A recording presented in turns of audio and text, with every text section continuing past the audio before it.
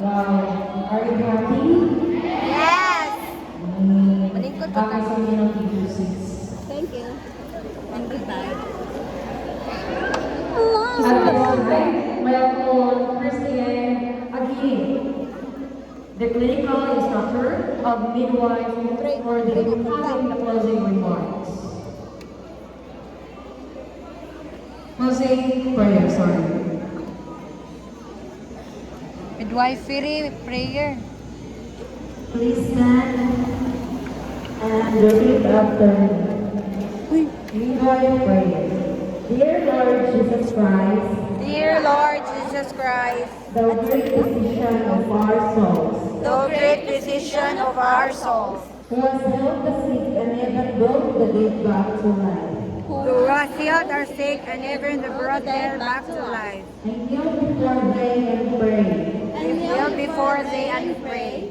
since every good and perfect gift must come from thee, Since every good and perfect gift must come from thee, who art rich for all who invoke thee.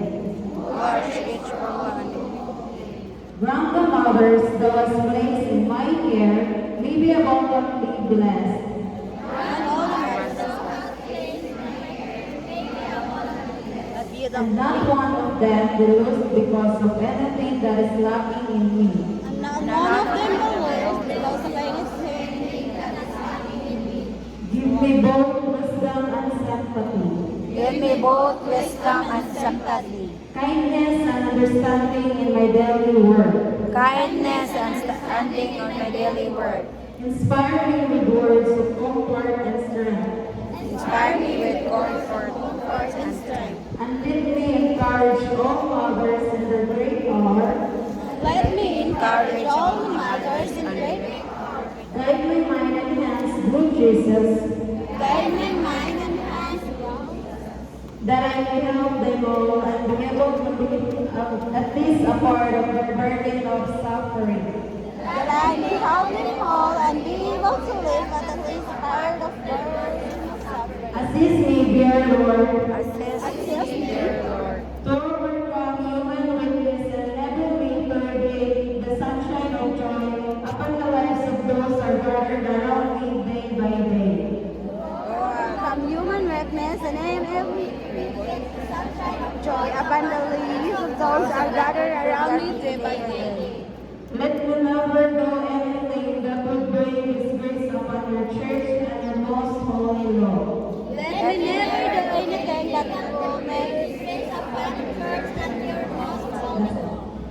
Let me always inform the people right in time to call on you. Let me always inform the right time of the day call To on you. decide of those whom I see in danger of death, Beside those who may see the danger of death, and let no human respect ever deter me from the performance of sacred duty. and let no human respect ever deter me from the performance of the sacred duty. Amen. So help me God. Amen. So help me God.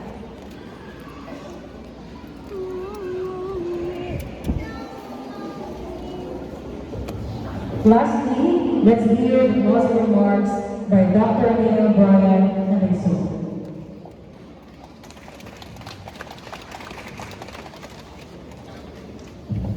Board members, school administrator, faculty, guest speaker, dear parents and benefactors, newly registered midwives, candidates, good afternoon.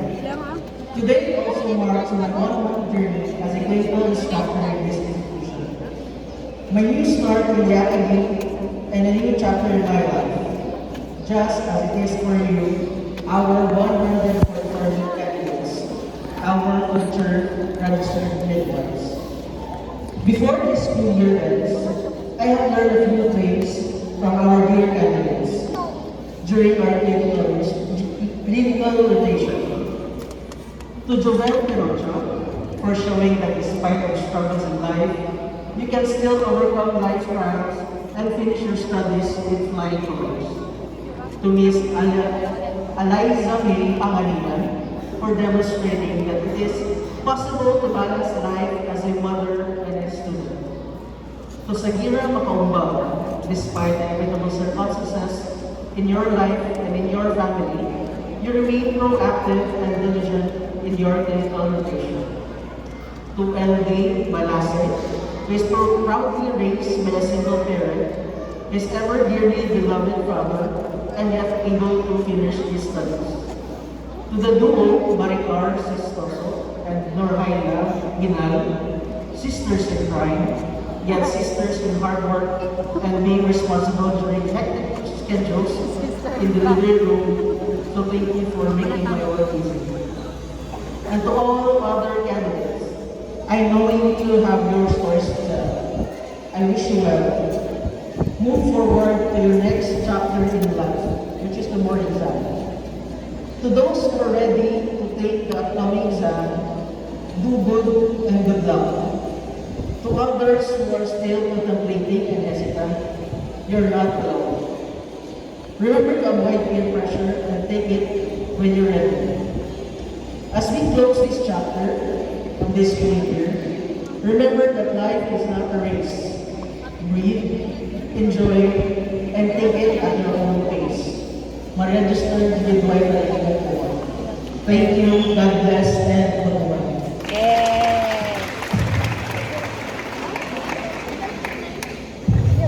Thank you so much, Sir Brian.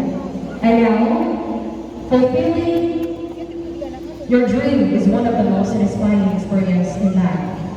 Congratulations! I cannot wait to see you guys live story of your youth.